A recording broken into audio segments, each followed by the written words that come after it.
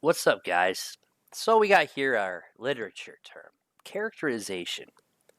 And let me tell you that characterization is really the direct and indirect. This is actually pretty simple, but it can get a bit complicated if you want to let it get complicated.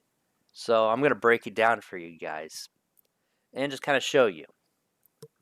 So, direct characterization. Well, first of all, what is characterization? Characterization is essentially how an author describes characters to us, whether they're tall, short, skinny, fat, whatever, mean, nice. Characterization is how an author will get across these messages. So, there's two ways an author can get across the message, directly and indirectly. Directly, this is just kind of like a little rule of thumb. Direct characterization, far less tricky to write. You can literally, you just literally tell the reader what somebody's like.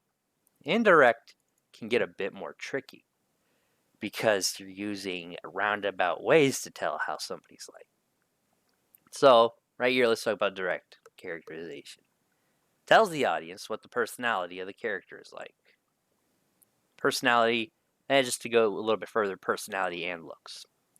The patient boy and quiet girl were both well-mannered and did not disobey their mother. So, shows things that reveal the personality of the character. Author used speech, actions, interactions with others, thoughts, and feelings. The children waited with their hands folded in their laps while their mother spoke to the man. So, right here, you are blatantly saying the patient boy and the quiet girl. However, you're showing that the boy, or the boy and girl, the children, are patient by them sitting with their hands folded in their laps. This is never saying that they're necessarily patient. However, you can reasonably assume that they are patient. Now let's go a step further here, and let's talk about a scenario where we're just trying to describe a character that's tall. Let's switch it from the personality to physical. I could say the tall man, or the tall man. If I said the tall man, that's direct characterization. However, if I wanted to indirectly characterize that somebody's tall, I could have basically, I could say the girl looked up at the man next to her. Now, it's not exactly an exact measurement because the girl could be a giant. However, usually, usually women are usually shorter than men. And if I said she looked up at him, you could imply that he's taller than an average sized woman.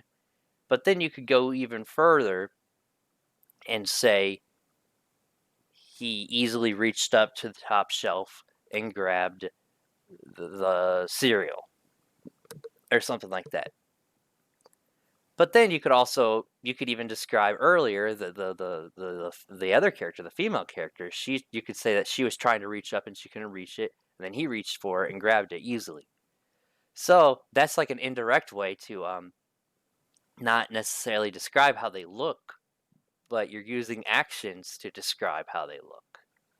Now, let me give you a little hint here. This is now you can, once you become very awesome, proficient, amazing writers, you can basically break this rule all you want because then you'll kind of understand when to use it and when not to use different forms of characterization. But as a rule of thumb, I highly advise that you use a lot more indirect characterization when possible than direct characterization. It's that classic saying, show don't tell. Because if you do direct characterization, you get really, really bogged down with the specifics. I mean, I've read a lot of books to where they're trying to describe what the main character looks like, and they have this classic scene where the main character looks in the mirror at themselves, and then it just starts describing all of the very specific things about what the character looks like. You don't necessarily need to know specifically what a character looks like because how books work. Books are different than movies because everyone's going to see something different in their head. So, use kind of a general rule of thumb is use direct characterization if the characteristic is something that really, really, really matters to the storyline. And then you can use indirect characterization to explain things that are not necessarily as important, but they make the characters distinct from one another. Like, for example, if somebody's tall or short, it's not necessarily, doesn't really matter to the storyline. However, let's say somebody has a horrible facial deformity, you might want to basically describe that because that really changes like maybe how people interact with them. But you could also use direct and indirect characterization to show people maybe not being able to look at them in the face and stuff like that. This is really all down to you just got to play with characterization a lot, and it really changes all the different ways you can use it. But just as a general rule of thumb, try not to just get bogged down with the direct characterization, and try to make it more character driven, because that's what people love in a story. Is they love character driven stories. They don't like the author jamming stuff down their throats. So try to use indirect characterization far more than direct characterization. All of you guys have a good day, and y'all stay safe.